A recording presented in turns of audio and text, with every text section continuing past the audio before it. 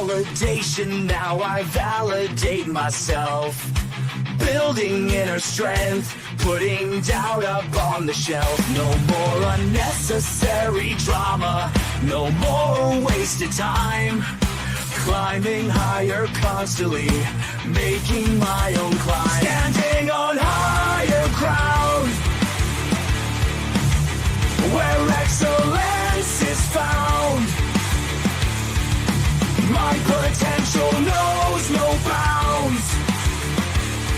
Raising the bar, breaking ground. My network is my net worth. Choose your company wise. Surround yourself with eagles, not with sheep in disguise. Every interaction is a reflection of my brand. Quality over quantity, that's my personal command. Standing on higher ground, where excellence is found. My potential knows no bounds. Raising the bar, breaking ground. Whoa. I'm not just living, I'm manifesting my vision. Cutting through limitations with surgical precision. My expectations are my compass, my respect is my shield. To mediocrity and chaos, I will never yield.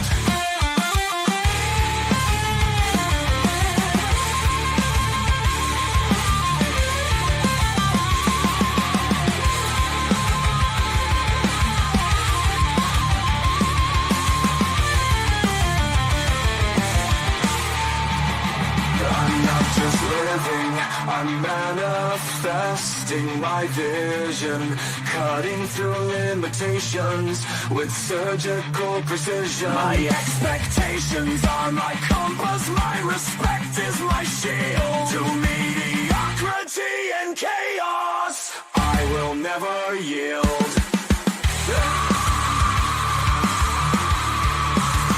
Standing on higher ground, where excellence is found. My potential knows no bounds. Raising the bar, breaking ground.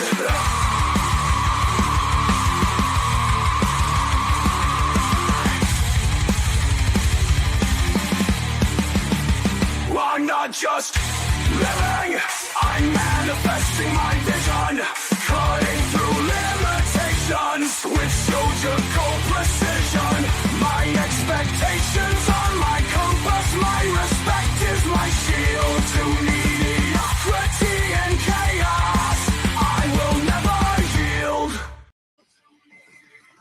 How you doing, ladies and gentlemen? Welcome to This and That. I'm your host, Sander, where we talk about this, that, and everything in between. Happy Christmas Eve to those of you that are enjoying your happy holidays, Hanukkah, Swanzaa, whatever holiday you guys are representing right now, pagan holidays that were conquered by the Catholics. We're just going to celebrate all those holidays this week while we talk about historical change. So it is well known that during the election that Kamala Harris was talking about putting out $1.3 million for all of the descendants of past slavery days. And it has been noted in recent times that there are at least 3 states right now that are currently working on dispersing reparations, where this isn't the first time that it's happened. And we're going to go through this, and we're going to be able to start talking about how, who, and what they are kind of doing for some of the descendants of those times. And then also, what are some of the qualifications? Because one of the things that we've noted is that we just assume that everybody with a good tan is supposed to cut a check.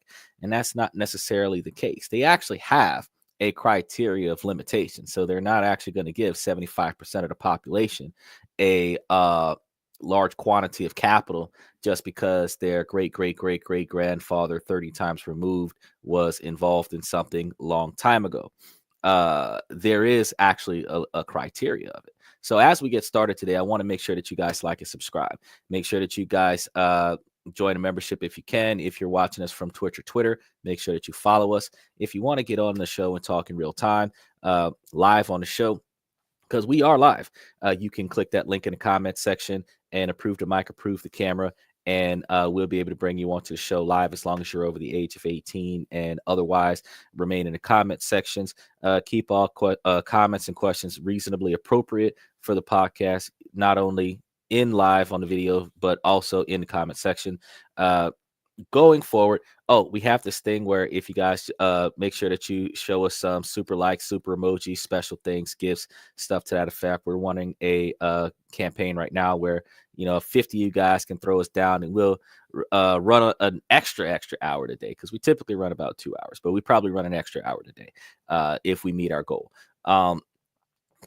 Beyond that, we are live 7 days a week. We typically start about 10 minutes ago, running 4 minutes late. So we start about 10 minutes Central Time, 10 o'clock Central Time, 11 o'clock Eastern Time, and about 7 o'clock Pacific Standard Time. So just make sure that you know that we are live 7 days a week. And as we get started with today's show, I want to make sure that you guys join me as we dive into the debate around states giving reparations for the descendants of slavery. And I'm going to try to help you guys understand all the different perspectives of this. So since today's concepts of reparations for descendants of slavery is taking center stage in state policies across the country, it's an idea that's been discussed for decades. If I can remember, as far back as 2021 that they've actually been doing something about it. But it's recently that we're seeing tangible action being taken to address historical injustices faced by African Americans. The history of slavery in the United States is a painful and shameful one. And for over 2 centuries, people were forcibly brought into the country, ripped from their families, and exploited for their bodies and labor. And the effects of slavery didn't just disappear with the Emancipation Proclamation.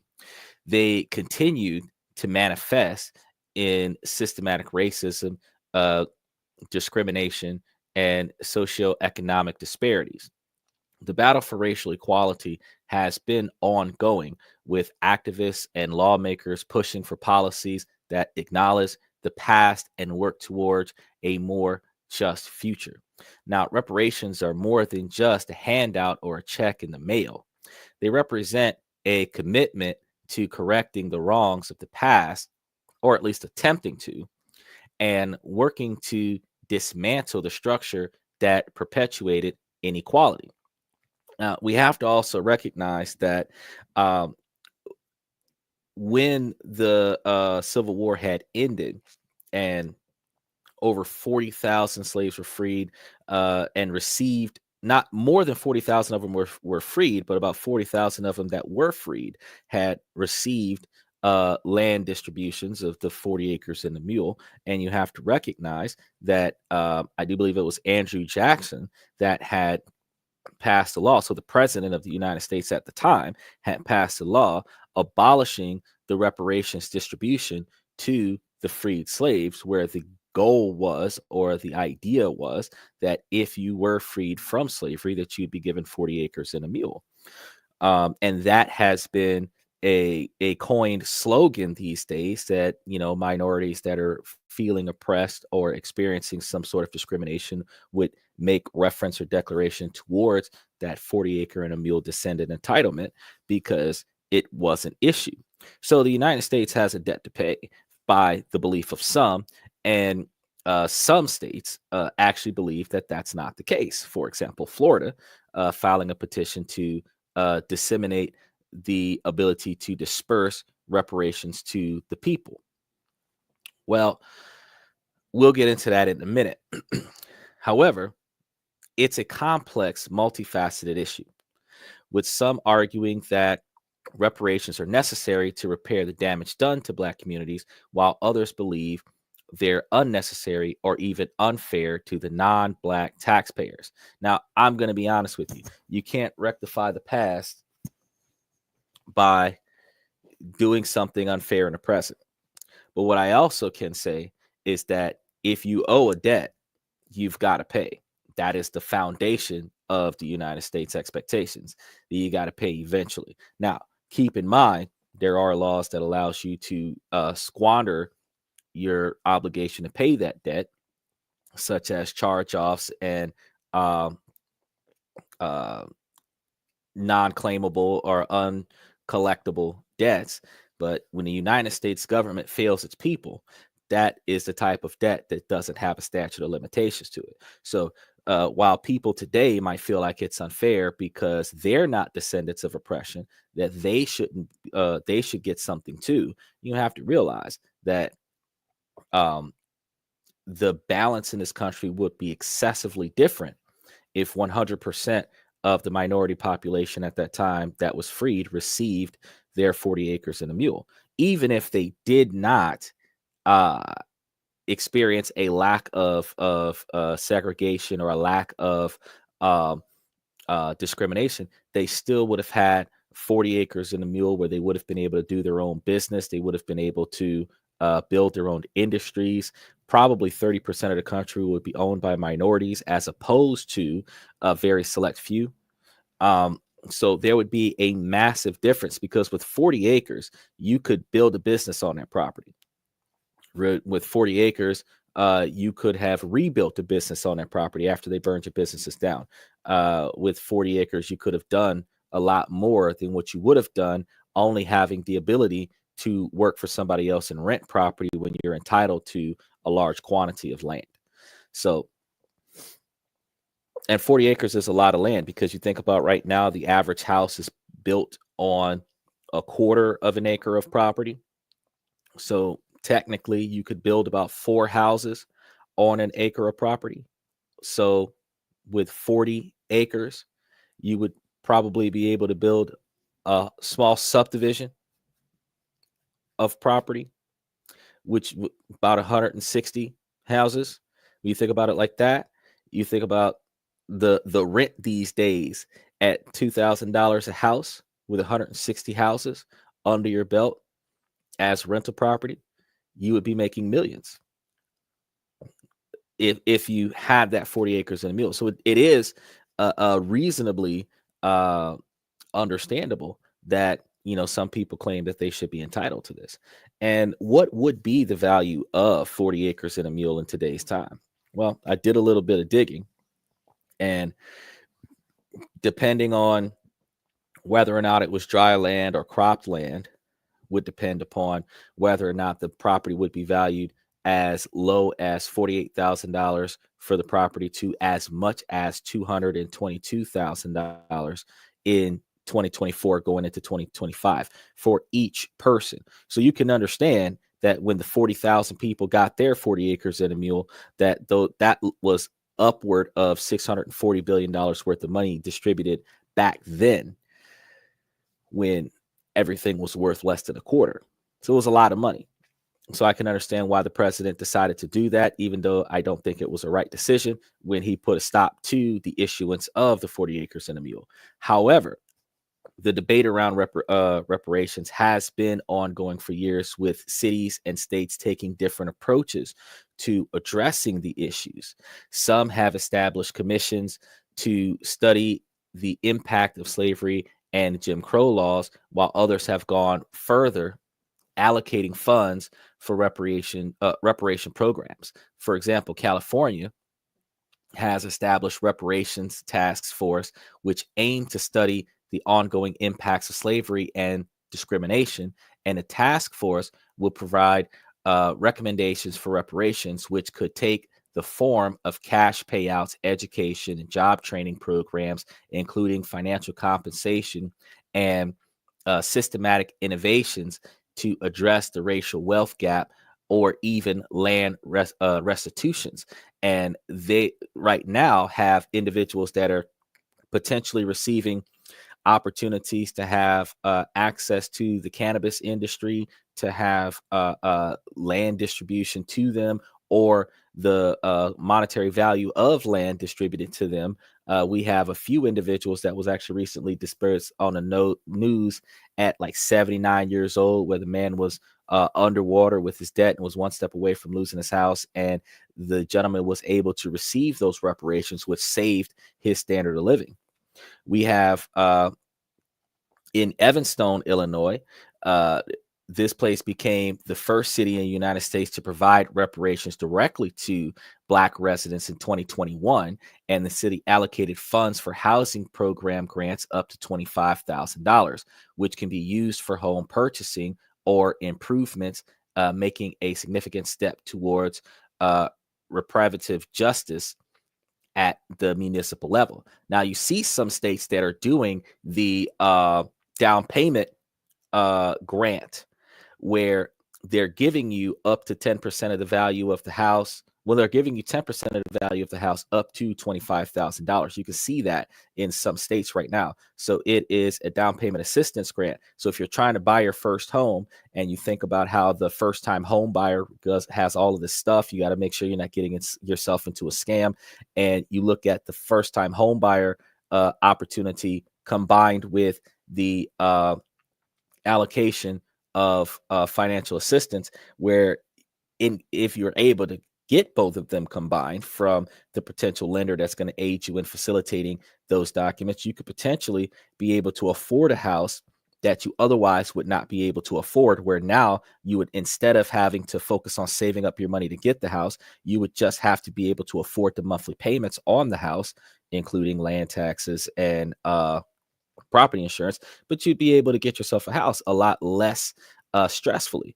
And while that's not $222,000 worth of capital, while that's not the actual land itself, where the U.S. government will put down a certain quantity of money up to $250,000 so that you would be able to get yourself a home free of charge. Since even though that's not happening, the fact is that being able to give a little something somewhere is better than nothing.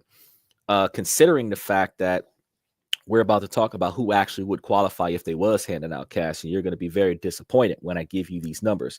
So if you think about how, if they're doing on a long-term scale, things like $25,000 for minority home buyers as a grant to aid them in purchasing their own home, it is better than nothing when you consider that you might be a seventh generation slave descendant that may not qualify for financial compensation. And you might be the last living descendant of the slaves. But the fact is that because you're 7 generations removed, you might not be ideally entitled to the compensation from 7 generations prior. So since this is going to be used for home purchases or home improvements, it's marking a significant step towards their reparative justice in that area. Now, Asheville, North Carolina is another location that's currently working on reparations, and the city council has voted to provide reparations to the descendants of enslaved people, acknowledging the city's role in the slave trade and the ongoing impacts of systematic racism. And the program is still in its early stages, but it's significant steps towards acknowledging the past and working towards a more equitable future is still there. So these programs are just a few examples of how states and cities are taking concrete steps towards reparations. Now, one thing I want to jump into real quick is that Louisiana actually was selecting, I think about 10, somewhere between 10 and 100 people out of the year, and offering them $1,000 a month for 12 months to cover the cost of their rent. It's $12,000. It's not a lot of money, but if it's 12,000, if you can't afford your rent and your rent is less than $1,000 and they're giving you $1,000 a month for a year, that especially, I think they started doing this during COVID, that would ideally cover a large quantity of financial stress, which doesn't solve the problem because it just treats the symptom, and you're still going to be financially destitute when they stop giving you that cash. But if you're able to balance everything out, you can actually find a little bit of solace with that particular type of effort. Now, in December of 2023, New York joined California and Illinois, considering statewide reparations, and the state is examining potential compensation measures for descendants of enslaved individuals as part of its broader commitment to addressing racial inequalities. Maryland has proposed a Harriet Tubman Community Investment Act, which aims to provide reparations by addressing barriers in education, home ownership, and business ownership for descendants of enslaved people. That's going to lead to affirmative action style grant approvals, small business loan distributions, scholarships and grants towards education for minorities, which almost you're not going to be able to notice individually, but you will definitely see larger quantities of distribution or larger quantities of approval rates in these particular types of categories.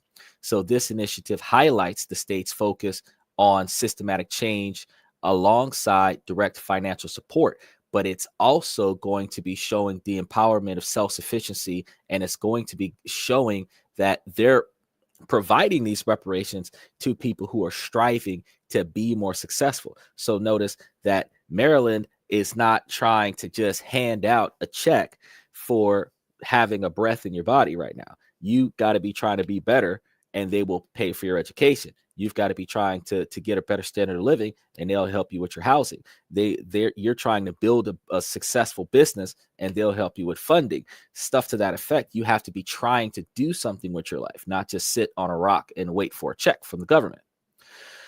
At the federal level, discussions around reparations have gained traction with proposals such as Representative Cory Bush's bill, introduced in May of 2023, calling for $14 trillion in reparations for Black Americans. This bill emphasized the moral obligation of the government to compensate for the lasting impacts of slavery. Reparations proposals vary widely, but generally include in the areas of direct financial payment, individual payments to eligible descendants, and in housing support areas, grants and subsidies aim to enhance housing ownership. And in the educational benefits area, you're looking at tuition assistance and student loan forgiveness for descendants. Whereas in business grants areas, you're looking at financial support for Black-owned businesses. So these initiatives reflect growing acknowledgement of the historical injustices and also aim to address the ongoing economic disparities faced by Black Americans due to the legacy of slavery and systematic racism. The discussion around reparations for Black Americans has gained momentum, with various proposals suggesting different amounts and structures for compensation. So I kind of wanted to talk about some of these structures. So when they proposed a minimum of $14 trillion of reparations to address the wealth gap between Black and white Americans, this figure is based on an estimate of what would be necessary to eliminate the disparity entirely, not necessarily thinking that that's what they're going to do. Estimates from California's reparations task suggest that the state could owe upward of $800 billion for California alone in the Black residents, which is more than 2.5 times the annual budget of California. Task Force has approved recommendations that could include cash payments or equivalents for eligible residents. San Francisco's African American Reparations Advisory Committee proposed payments of $5 million to each eligible Black adult living in the city.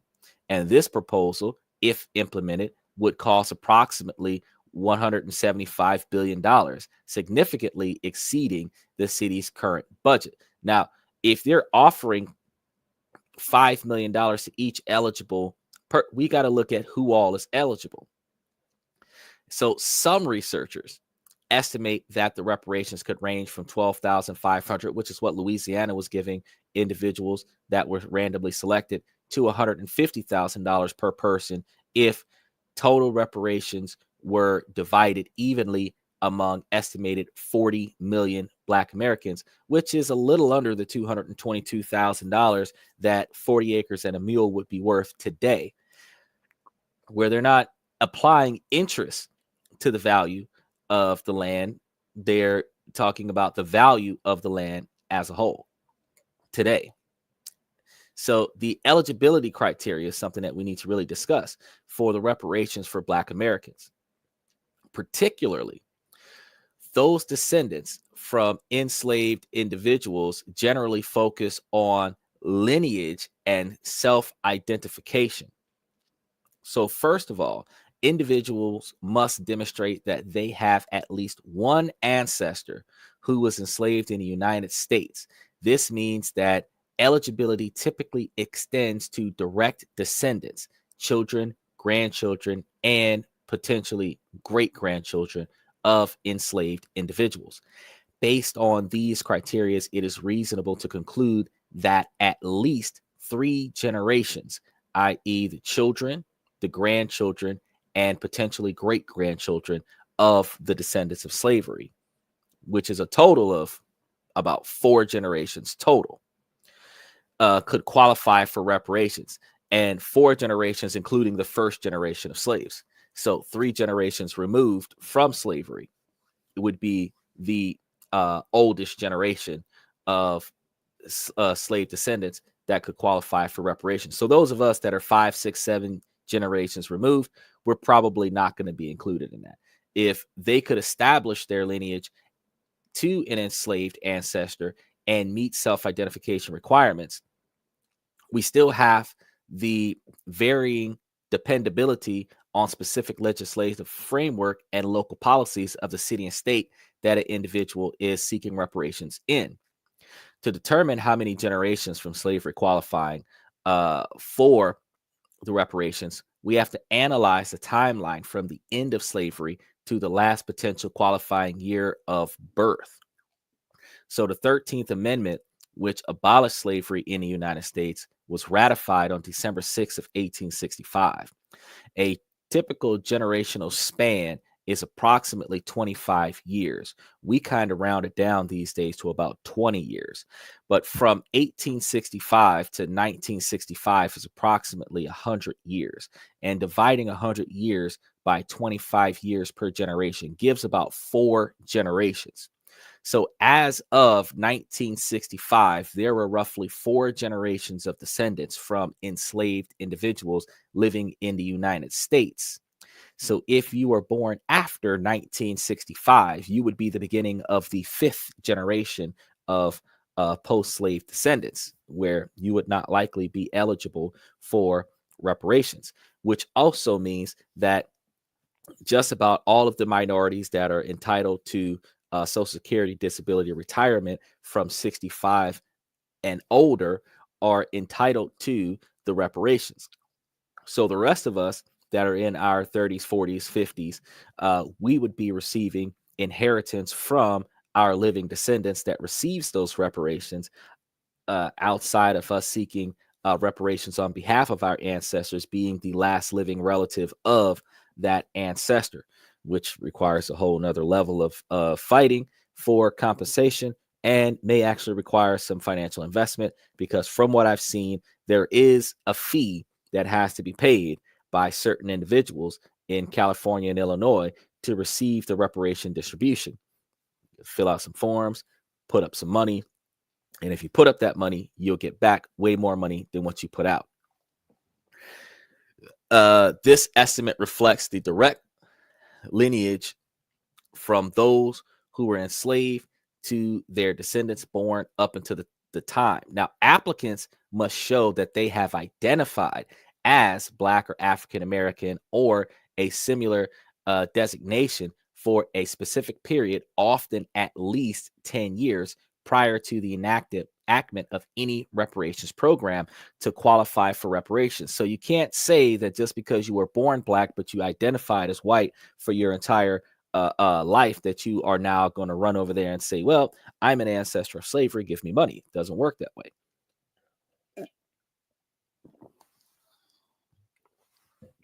If you have been checking that box B or the African American box, if you have a B on your driver's license or state ID and it's been that way for the past decade, if you have gotten a beating because you drive a Honda Civic, you probably qualify. Now, some proposals specify that eligibility could include those who can trace their ancestry back to free black individuals living in the U.S. before 1900s, which may broaden the scope of qualifying generations. Typically because during the slavery times, you had the slaves being taken advantage of by the slave owners. So you started dealing with the multiracial children, and the multiracial children started coming out all different racial structures.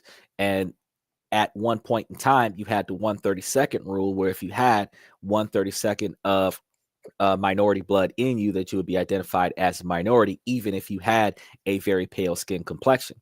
So if you are a lineage of, like, your great grandmother is in fact one of the slave owners, but you are more to the magnitude of your great grandfather's skin complexion, you'd still be entitled to, as long as the standards of identity were met, at least for the past decade or so.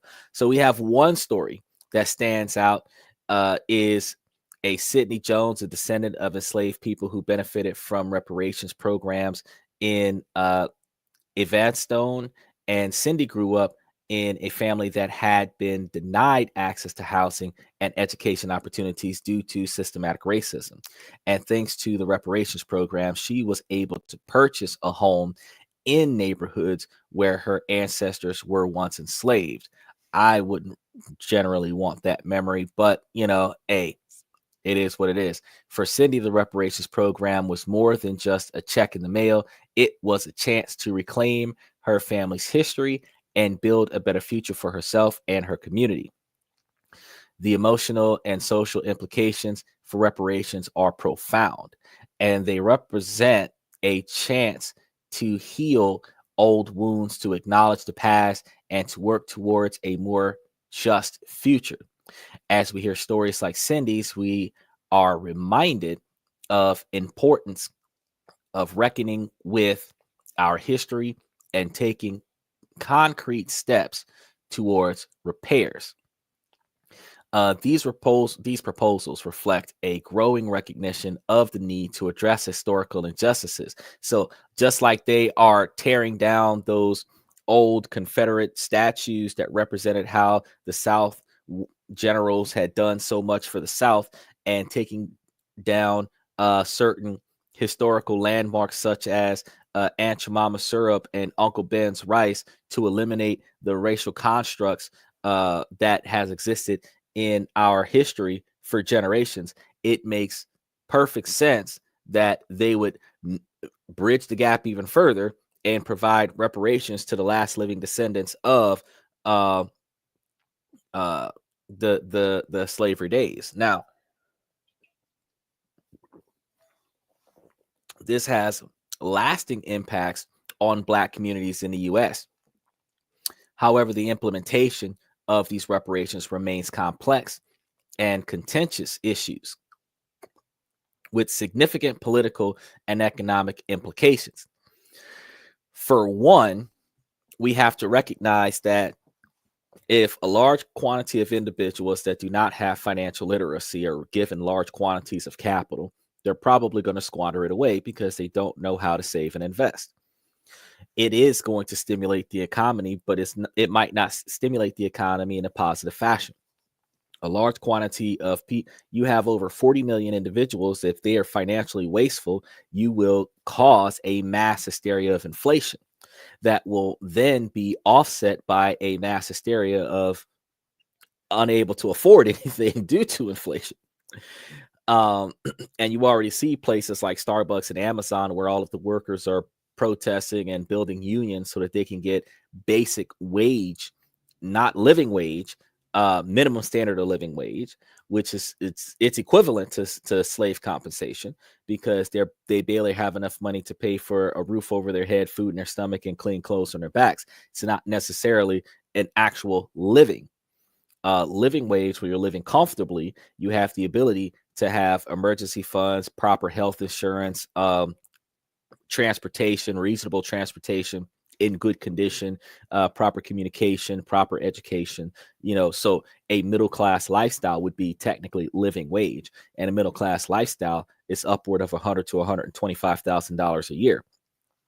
With inflation putting lower middle class or working class at $79,000, where systematically speaking, poverty starts at 79,000 and below based on inflation.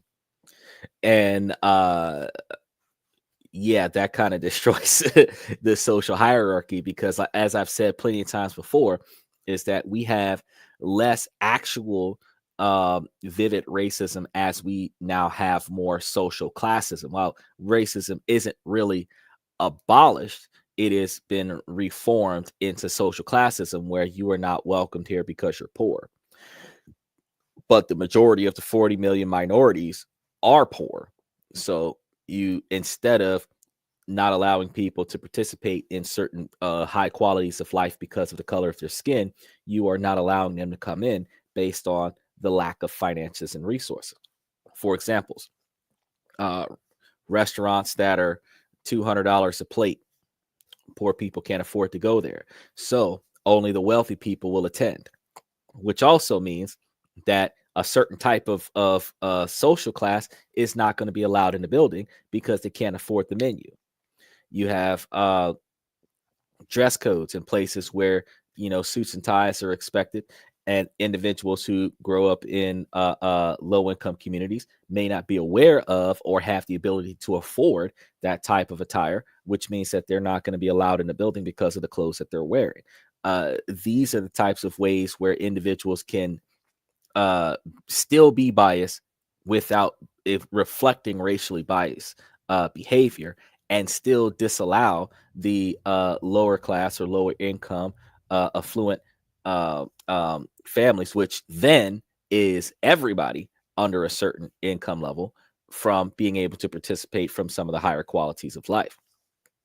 The debate around reparations for descendants of slavery being such a complex and multifaceted discussion brings issues that can't be ignored. And from cities to states, we're seeing tangible actions being taken to address the historical injustices faced by some of the African Americans in our American culture.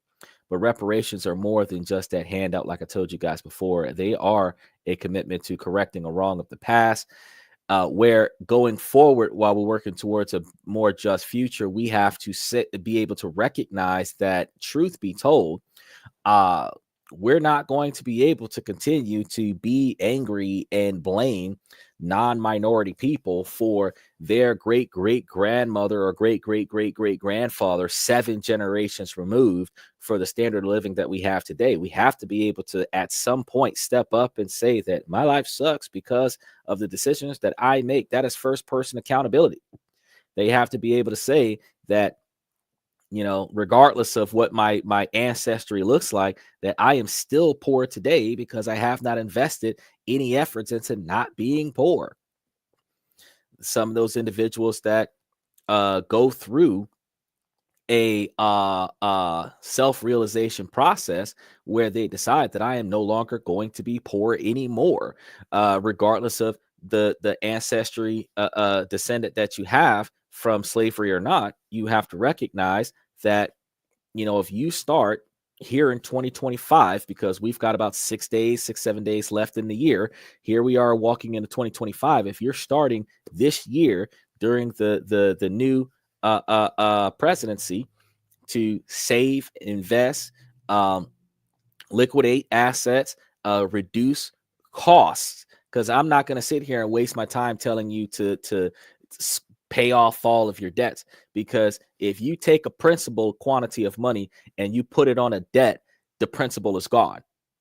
You have to earn more money to get that principal back. But if you take that principal quantity of money and invest it in the stocks, bonds, and real estate, Bitcoin, gold, and silver, oil, gas, then you would be able to get the interest off of that principal amount of money and use that to pay off debts, which makes absolutely more sense. Because if you're taking the interest, the profits off of your investment and paying off your debts, two things you have a benefit of. One, a lot of that debt can be written off on your taxes. And two, the principal is still there after the debt is paid off.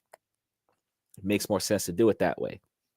Likewise, since, as I mentioned earlier, America does have levels of charge-offs and levels of uncollectible debts, where even if it sits on your credit for 7 years, I told you guys, if you build yourself a 10-year plan, if you build yourself a 20-year plan, if you're looking at stuff that you can't afford, you got credit cards that are maxed out, you're barely able to cover the minimum quantity of payments on that, just let it go. Like what else can you do? Because if you're only paying the interest on that credit card, that credit card is maxed out every month. You're giving the money every month. The credit card is not going down any. That's how they make their money off of you. You can't afford to pay that credit card. It looks bad on your credit regardless. So you can't say, oh, I'm paying a credit card to maintain my credit score. No, if you are 100% or 120% credit utilization, your debt to credit sucks. You understand? You have maximum credit utilization, more than maximum credit utilization, which hurts your credit score more than a charged off account. So it makes more sense to say, you know what? I just can't afford this. Let the credit card go. Turn off your ringer, block the phone numbers, let the bill collectors do what they got to do. They're not supposed to sell your debt off to somebody else. So when debt collectors call you and say, hey, I want to help consolidate X, Y, and Z, A, B, and C, they can call you until you send them a cease and desist letter that says, stop contacting me over this. See what I'm saying? And then after that, they can't contact you anymore. Then, yeah, it's going to show up on your credit score for 7 years. But if you charge off the same way, it's just like bankruptcy. If you charge off everything that they're going to charge off, that they're going to get a tax write-off for it. So you could just say, you know what? I can't afford this. Stop paying for it. Save that money, put it up somewhere, invest it, start making money, make money for you. In 7 years, it comes off for your credit score. 3 to 5 years, depending on what state you're in, they can't collect on it anyway. So if they're calling you 5 years, 10 years, 15 years down the line for a debt that you owe from 2007, like they can't technically collect on that unless you agree to pay them for it. So the fact is that even if you had a judgment 10 years ago, the judgment is still 7 to 10 years. Well, depending on the court, it is between 3 to 5 years and sometimes 7 years at the most, depending on what state you're in, from the judgment against you for any collectible debt. Now, if they manage to garnish wages, if you get a judgment where they're garnishing wages, if you can show proof of income in that particular legal action, usually you're supposed to be able to participate in that legal action, or at least be readily served for that legal action. And if you participate in that legal action, then in those situations, they can garnish your wages until they get their money. However, they're only able to garnish your wages from your employer. They're not able to seize money out of your bank accounts if they can even prove that you have any bank accounts. So those of you that are working for yourself, those of you that are small business owners, they can only go after the debtor. They can't go after the business because the business is a separate entity. So if you can't prove that you're actually getting a paycheck from anywhere, they can't really garnish anything from anywhere. Sometimes they can call themselves trying to seize your assets, but I mean, once you start being classified as poor or destitute, usually the collector does not waste the financial efforts into coming after you for financial compensation, because it's going to cost them more money than what they're going to get out of you because you don't have anything.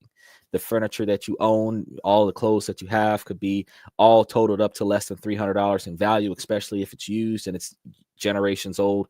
So they're going to just give up on a situation, charge off the debt, and leave it be, which also means that the money that you're not giving to them, because you're never going to come out of that debt if you're paying the bare minimum, ultimately means that you are going to be able to take that, invest it somewhere, and make more money, make money for you, because I've shown you where there are high interest accounts. There are high interest checking accounts that's putting out 5% interest, which is more than some of the lower interest stocks that are not paying out dividends over inflation. You have higher interest stock options that are upward of 5 to 7% that I've been talking to you guys about over the past 2 months. There are real estate investment trusts that are doing between 7 and 18% interest and paying dividends monthly, and you can reinvest those. What was it? Orchid. It was I can't remember the rest of the name. It was Orchid was the beginning of it. So if you look up real estate investment trust Orchid, you'll find the one that I'm talking about, and it is currently at $8.29 a share, where when I ran the story, it was $7.29 a share. So it gained $1 of value, but they're putting out 18.46% per share annually on a monthly distribution. Which means if you put money into the stock this month in December, then next month in January, they'll give you dividends on it. Or if you put it in, since we're at the end of December, it depends on which month that, which part of the month that they end up giving you dividends. They might skip January and give you money in February or something to that effect, depending on when you upload the money versus the payout date. But they would then be able to start giving you monthly payouts, or you can elect to reinvest that money back into your stock option. Now, when you start looking into places, things like that, you start looking, well, how do I get involved with the real estate investment trust? Well, there are plenty of apps that have online brokers that allows you to get involved with those real estate investment apps, that allows you to get involved with those real estate investment trusts. And some of the apps like Stash is an app that's been around for a long period of time that helps beginner investors that have very little knowledge about the market to get in there and invest their money in certain areas where they can start making money, make money for themselves.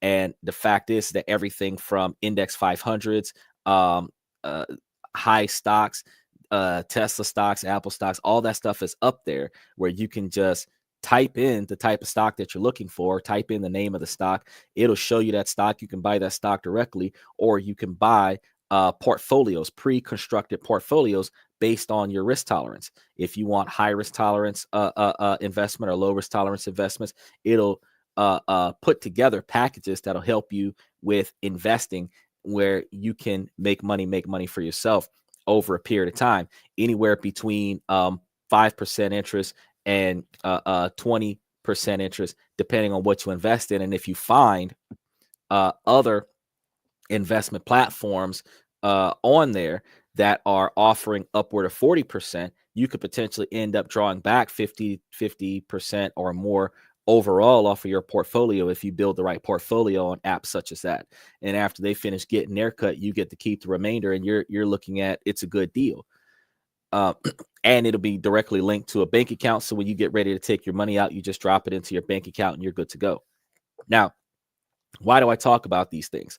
Because just like I ran the show during the election, right before the election, about what would happen if each individual person got $1 million a person. And I talk about how, reparations distributed to you so that you can do things like buy a house. It's good. It gives you better standard of living. But $25,000 put up into a stock that is giving you money back on a residual basis gives you back more money than $25,000 as a down payment on a house, where you're going to be paying, 7% interest, 7.5% interest on that house. You're going to be paying more interest on the house than the $25,000 that they gave you. See what I'm saying? But at least you have a nice house. You own the house. You're not renting anymore. Technically you are, because, if you got a 30-year mortgage and you buy the house at 30, you're going to spend half of your life renting your house from the bank until you own the house. But it's better than renting your house from a landlord that's not going to take good care of the house. And then you have to try to take care of the house. And then the landlord could potentially evict you off of the property. So you don't have to deal with stuff like that if you have ownership over the house and take the house and put the house into a trust. So there's a lot of things that you can do. But what we have to recognize is that those of us that are mad at the reparation distribution versus those of us that would hope to qualify for the reparation distribution. You're looking at individuals that are between 60 and 79 years old, if they're still alive, that qualify for the direct descendant allocation of reparations. Everybody else that's 59 and below, we don't qualify. Those of us that are in our 20s and 30s, we don't qualify. So we're looking at our grandfathers, our great-great-grandfathers, and I mean, you're looking at if they got it and they willed it to us, which means that you might have to start reaching out to some of your fathers and grandfathers and grandmothers, because if they get hit with a stimulus check from the government or a reparations check from the government, those of you that are more interested in money than family are going to have to already have a positive relationship with family in order for you to be in the will for you to get those assets. Because if they die and the money isn't properly allocated in a trust, then guess what? Government takes the money right on back. So it's the government's going to stick they finger in the pot in probate. So you've got to look at chasing after your grandparents, chasing after your parents, and making sure that you know them. So if you got some relatives that are in their late 60s and 70s, you might want to reach out to them and start establishing a positive relationship, because coming soon, as more and more states are offering reparations, you guys might qualify for those reparations. Now, here's another thing that is a standard distribution of qualification. While you're tracing your lineage back to slave days, you have to understand that certain states are going to issue allocation to their residents. So if you were born in one state and you live in another state, you're more likely going to get reparations allocated to you from the state that you're living in, which means that you have to show proof of residency in that state for a minimum period of time to qualify for distribution from that state. So for those of you that are living in one state and have an ID for another state, you're probably going to get compensation from the state that your ID is attached to before you get allocations from the state that you're living in, because you show that your identification has lasted for however many years since you got your ID established in the old state. Outside of showing proof of residency, such as current mortgages, leases, and other such property ownership in the new state.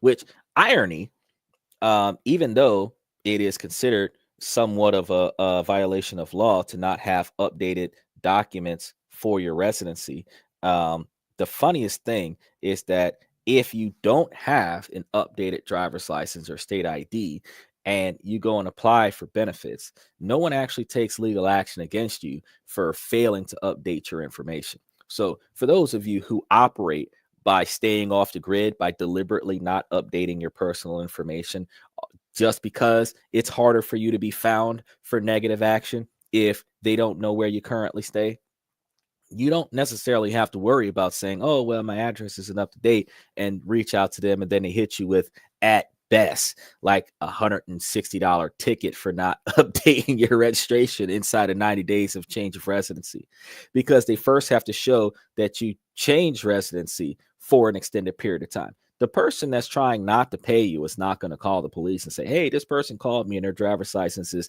a year overdue for change. It's not going to happen. So think about that when you're thinking about trying to get into your ability to collect reparations. Now, what do you guys think about reparations for descendants of slavery? Because I know that I have heard people on both sides of the fence. Some people think that it's fair. Some people that thinks that it's not fair. Under the criteria that the first generation and 3 generations after that, which means that, it stops after a certain level. gets reparations, where not everybody with a good tan gets reparations, because that would be absurd. We're talking about it stops at a certain level. So if you were born in 1965 or before that, you get reparations. If you were born after 1965, you get nothing. What do you guys think about reparations for those descendants of a historical promise made by the U.S. government that was voided by the U.S. government? Do you think that it's fair that those individuals, at least up until 1965, get something for the horrible life that they've lived, and the horrible, because you're giving this to them on the back end of their life? If they're in their 60s, if they live to be 90, they got 30 years left. Most of them live to be about 84, which means they've only got 20 to 24 years left when they get these reparations, where the first 60 years of their life was miserable. Do you think that it was fair to give them a little something on their way out the door? Because we're not talking about handing millions of dollars to the children, the 20-year-olds. But I mean, if you think about New York, where they're talking about giving $5 million to qualified participants, if you're living in New York and they give you $5 million, give your father or your grandfather $5 million, then he would have to allocate that to his kids and his kids, where depending on how many kids that are being claimed by that man, he might end up giving each kid $1 million, or giving each kid a couple $100,000 after he spends some money on some of his stuff. Then the other question is that because this is a large quantity of capital, you have two questions that nobody asked. Are they going to tax you on this? Because it's technically not an earned income. It's supposed to be a reimbursement. But if they count it as a form of payment, they might tax you on that. Then you also have the other scenario, is that if you get this large quantity of money, does it disqualify you for your disability benefits? So if you have Social Security or something like that, do they cut you off because you got a large quantity of compensation from the U.S. government for past events? Let's we got to look at these things and then really iron out what we're supposed to be trying to accomplish, and how does this affect us in the long term? But I mean, think about it like this though: if you got $5 million, do you really need Social Security, disability? I know every penny counts. If you've been broke for your whole life, I know every penny counts. But if you get $1 million and you put that into a 18 to 20% high interest yield return situation, you'd be making $200,000 a year. And if you're living on a $40,000 a year income, you could actually up yourself to the national average of about $60,000 or $70,000 a year, and still have $130,000 a year of reinvestable profits, where you would live a life where you don't have to work, you would live comfortably, you would own everything that you have, and still have an increase of revenue on an annual basis. Truth, I think that probably don't need those benefits if they issued you a $5 million check, especially if it's a non-taxed $5 million check. But what do you guys think?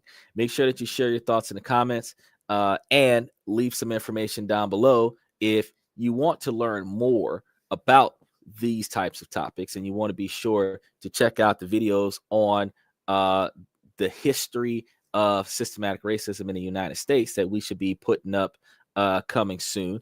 Then definitely you want to make sure that you like and subscribe and follow the channel. You want to be able to touch base on anybody and everybody who is paying attention to the success of the U.S. government as we move forward, striving to be a better us. So with that being said, I greatly appreciate you guys coming to tonight's show. I want you guys to be able to not only like and subscribe, join a membership. I want you guys to be able to give this information to somebody that you know, somebody that you think would need to know this, or somebody that you think that might want to debate against it. Either way, we can have a nice big debate about this, a nice big discussion about it. Beyond that,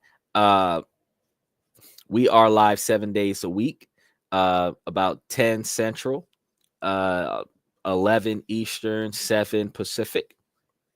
And we're going to try to maintain this position over the course of daylight savings time. So the time will shift so that for those countries that are not entertaining daylight savings time, you'll still be able to benefit from this particular type of hour, so that we're going to kind of try to build us some consistency. Tomorrow, what were we talking about tomorrow? I actually, it eludes me. We were supposed to be talking about something that was really interesting tomorrow, and then after that, we've got a couple of relationship topics. Oh, real quick, we have Alan is supposed to be coming to the show. I do believe Saturday. If not Saturday, I might have to reschedule it. But I do believe Saturday I'll be able to fit Alan in. He's the one that created the instruments for the show, so you'll be able to check that out and see. Because as I wrap up, you'll be able to see the songs that those guys made. It's like a live band scenario. It's very awesome. I love it. Our intro and our outros are up there. I got to make 2 more intros and outros for the other 2 out of 5 songs that they made, so that you guys can enjoy them as we enter the show and as we exit the show. So I strongly encourage you guys to hang out after the show and listen to the full-length version of the show, of the songs. I include those songs in the descriptions below. So even if you, while I'm talking right now, click the descriptions and kind of take a look and scroll down some below the identification of what the show's about, you'll see down there, you'll see the alanito music, and below them, all of the songs that are related to the podcast, and also a place to go and buy those songs if you want to download those songs for when you don't have internet service and you can play it off your local devices. I have that information down below. So I encourage you guys to go and take a look at that, because it'll give you the direct YouTube link to where the songs play on a regular basis. And it also gives you places to purchase the song. So definitely take a look at that. Come see us on Saturday when we air the show, where you'll be able to ask questions to the artist that created it. And also, we have a lot more things coming up, because we have definitely a few other brands that are going to be showing us some things that are very nifty and utilizable for us. So gonna want to look into acquiring some time. Just set some time out of your day to be able to spin the wheels with us and come to talk about some of the things that we talk about, because we talk about something different most days out of the week. There's a lot of areas of business and finance that we can talk about, and there's a lot of areas in social inequalities and self-sufficient improvements and first person accountability, because you have to make yourself better in your personal life in order to make yourself better in your business life. You have to make better business decisions in order to be financially successful, and you have to make better social decisions in order to stay financially successful. Because if you make a bunch of money in business and then you start making bad decisions in your personal life, you can lose your job or lose all of the money that you work for. If you are making bad decisions in your relationship life, that your relationship life can negatively distract you from your business life, which will cause you to lose your job and lose all of the money that you work for. So on this podcast, in order for us to make sure that you become the best you that you could possibly be, we talk about both ends. We talk about how to better yourselves as people. We talk about how to better yourselves financially. We talk about how to live with a business mindset. We talk about how to improve yourselves to a higher standard of living, and also to stand on those non-negotiable expectations for behavior, so that as you increase your value and increase your self-worth, that you are able to meet with other individuals that have the same values and have the same self-worth, where mutual respect amongst each other will allow you to treat yourself with respect, treat the people around you with respect, and expect them to also reciprocate that, where they treat you with the same respect, if not more respect, than you treat them. You want to make sure that you have a social group that does as much for you as you do for them. You don't want to be the most successful person in your network where you're providing all the resources to everybody else, because you're going to run out of resources that way. You don't want to have a social network where everybody else is providing everything to you, because then that makes you a leech. You want to make sure that you have a network where some people benefit from you and some people you benefit from. The people that you benefit from, you're learning something from. The people that are benefiting from you are learning something from you. Everything trickles through you. And as long as that happens, you have a healthy network. And you can take individuals that are coming up to your level and partner them with people that are above your level, so that you can have an apprenticeship through association. You can also have success stories where you aid somebody in their financial success, where they are able to then invest in your financial success and aid you in being more successful. Self-made men are not self-made men because they did it all by themselves. Self-made men are self-made men because they relied on their own ability to take advantage of every opportunity that was given to them.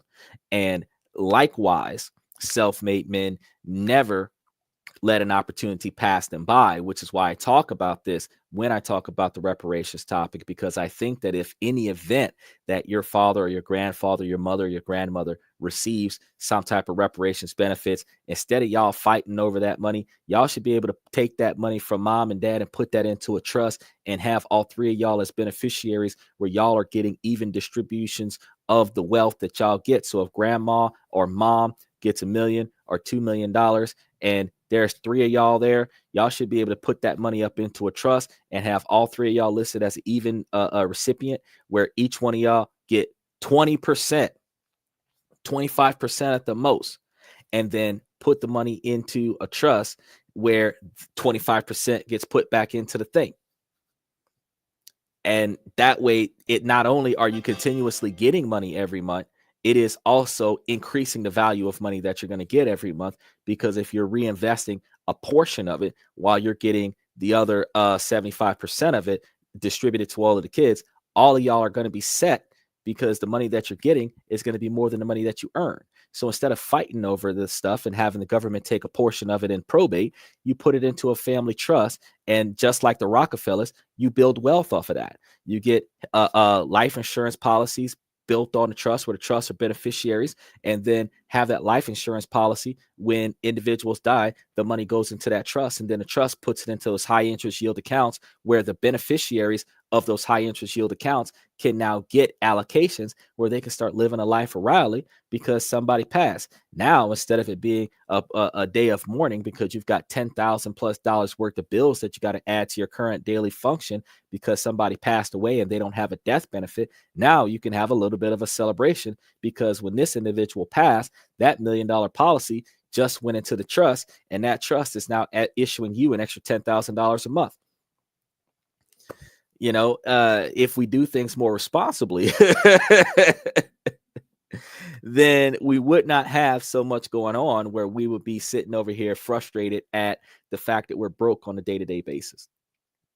And it's, while building a trust is a complex discussion to have, and we've talked about this on the show a couple times in the last 2 months, you have to understand that the days and weeks and months that it takes together for you to put together a private irrevocable trust, and the little bit of money that you invest in putting together that private irrevocable trust, once you set it up in its entirety, you can then add all of the assets that you want to that trust, and then you can add all the allocations of funds to that trust, and then you can sit back and just reap the rewards of a self-sufficient payout system. And that's the kind of stuff that I wanted everybody to think about while you start thinking about reparations and you start thinking about people getting alleged handouts or reimbursements from the U.S. government. You want to look at the fact that it makes absolutely no sense for you to actually receive that and still be broke the year after that. Does that make sense?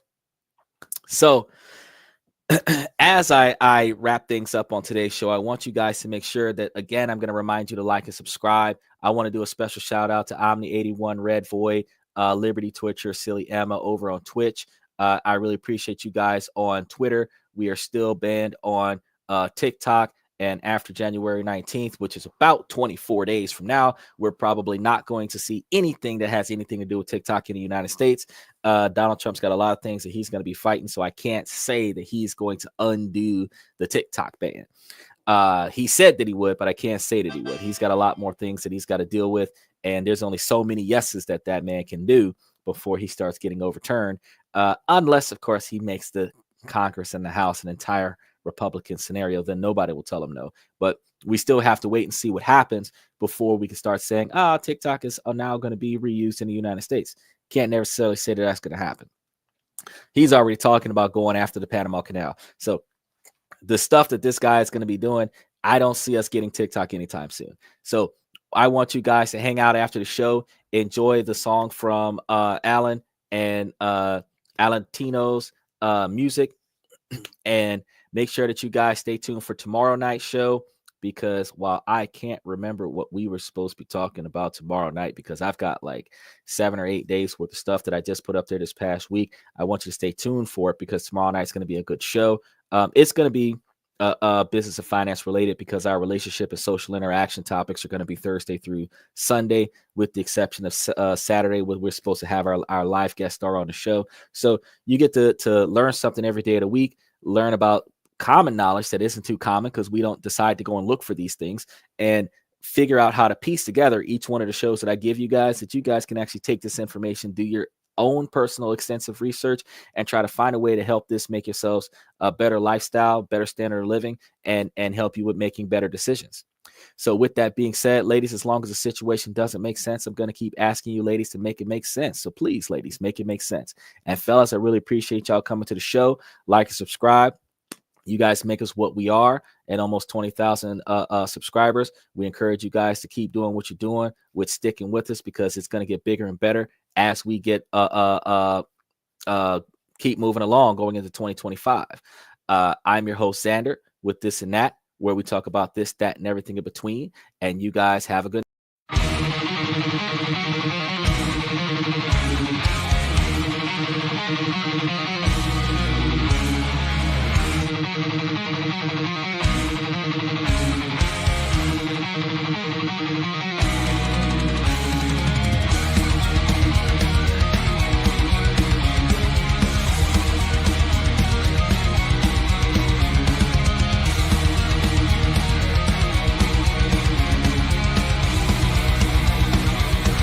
higher ground.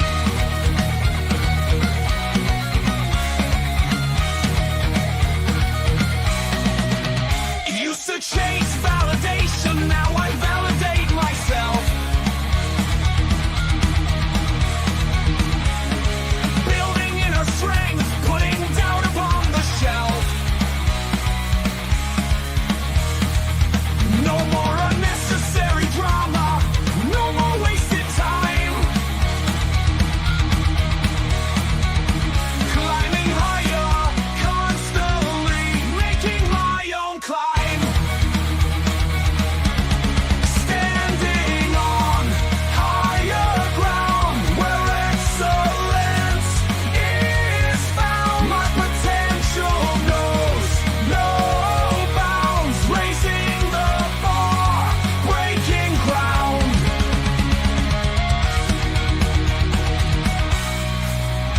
My network is my net worth. Choose your company wise.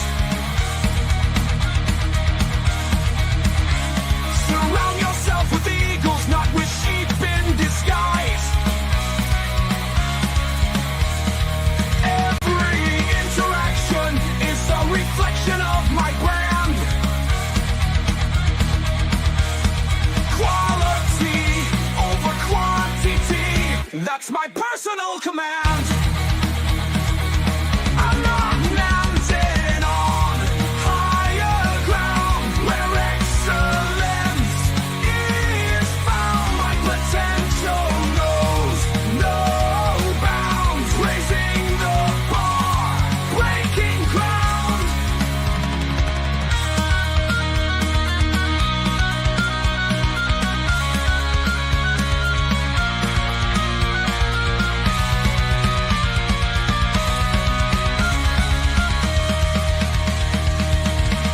I'm not just living, I'm manifesting my vision, cutting through limitations with surgical precision. My expectations are my compass, my respect is my shield to mediocrity and chaos. I will never